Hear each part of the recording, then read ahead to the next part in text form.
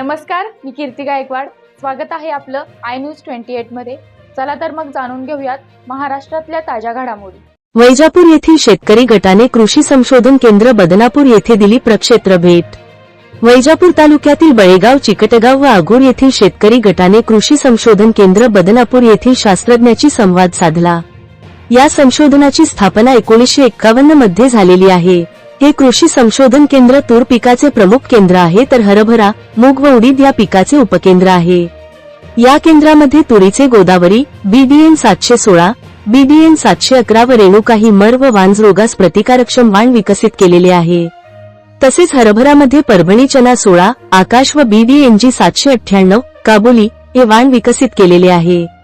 Doctor KT Jadhav कृषी विद्या, doctor Deepak Patil पैदासकार, doctor Prashant Sontakke रोगशास्त्रज्ञ व doctor Prashant पगार कृषी विद्या यांची भेट घेऊन तुरीतील मर रोग कशामुळे येतो, का येतो, त्यासाठी उपाययोजना काय करायला हवी याबद्दल सविस्तर चर्चा केली व वांजरोग कसा ओळखायचा, तो येऊ नये म्हणून काय काळजी घ्यावी याची पण माहिती घेतली. डॉक्टर प्रशांत पगार सरांकडून हरभराविषयी रोग, किडी, कमी पाण्यात जास्त उत्पन्न येणाऱ्या जाती, यंत्राने हार्वेस्टिंग करता येणाऱ्या जाती याची पण माहिती या शेतकऱ्यांनी घेतली.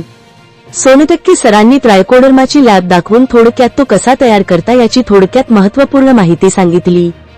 गीते सरांनी जंगली तूर वाणाची नर्सरी दाखवून त्याबद्दल पोलनची माहिती सांगितली. इंडिया न्यूज 28 वैजापूर तालुका प्रतिनिधी अनिल सूर्यवंशीची रिपोर्ट.